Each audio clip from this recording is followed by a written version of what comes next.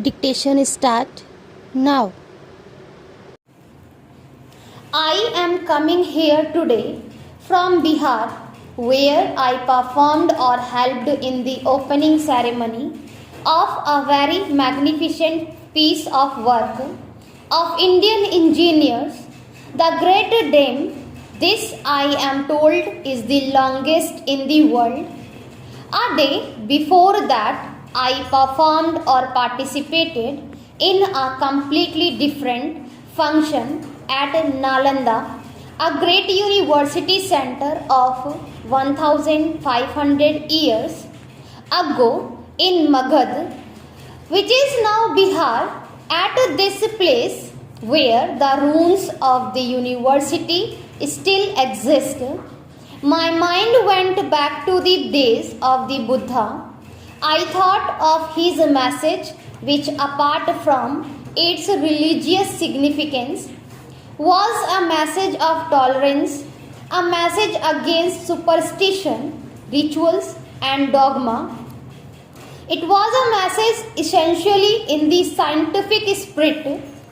The Buddha asked no man to believe anything except what could be proved by experiment and trial. All he wanted men to do was to seek the truth and not accept anything on the word of another, even though it be of the Buddha himself. That seems to me the essence of his message, besides tolerance and compensation. And it struck me that the message, far from being out of date today, had a peculiar significance in this world of ours. The spirit of dogma, I say with respect, has affected badly the religious guest and made with minds and practices conform to rigid and intolerant ideas which assert in effect that I am in possession of the truth, the whole truth, every bit of the truth, and nobody outside the pale has it.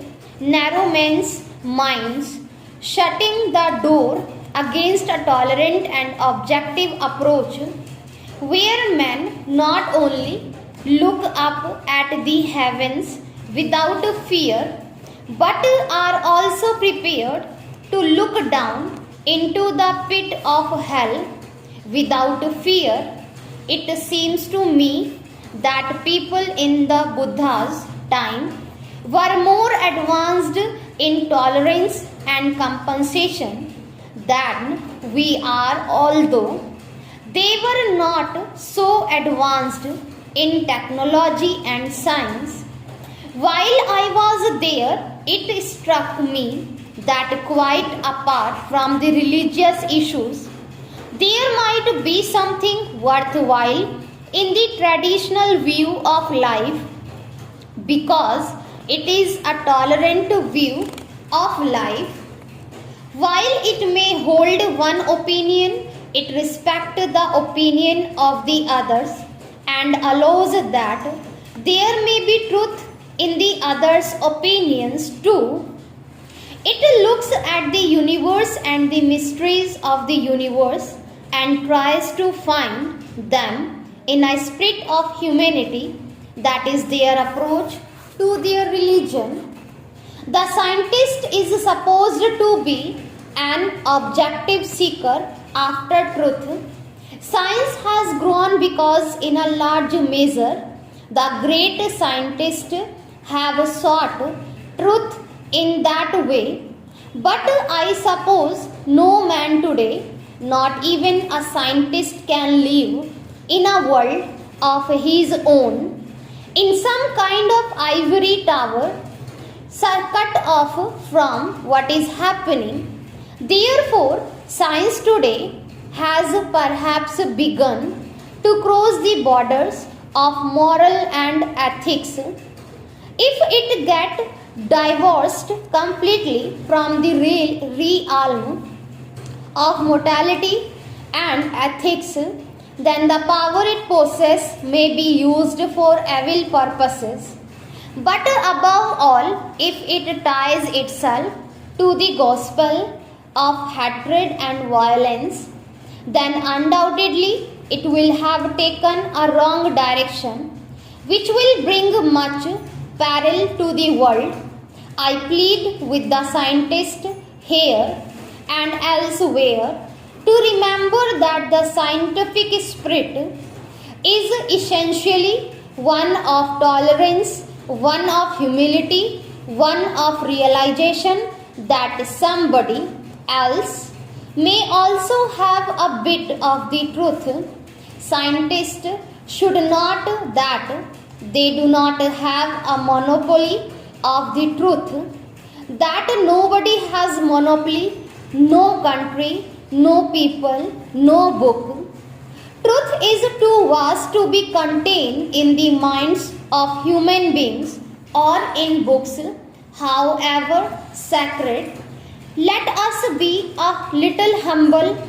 Let us think that the truth may not perhaps be entirely with us. Let us cooperate with others. Let us, even we do not appreciate what others says, respect their views and their ways of life. Let us go back to an ancient age in India, Ashoka's period 2300 years ago. This man, who was infinitely more than an emperor, has left memories all over this great land, memorials which you can see today. Among the messages that he gave, there is one which I think we should all remember, not only in this country but elsewhere. Addressing his own people, he said, if you rever your faith while you rever your own faith, you shall rever the faith of others. In reversing the faith of others, you will exalt your own faith and you will get your own faith honored by others. If you apply that message of tolerance not only to religion but to the other activities of human life, such as politics, economics, and science, you will find that it put things in a different context, in a context which is not very much in evidence today, where differences of opinion are not liked, where the tendency is to suppress the view or the way of life that is not approved of, where ultimately science itself becomes vitiated by a narrow outlook.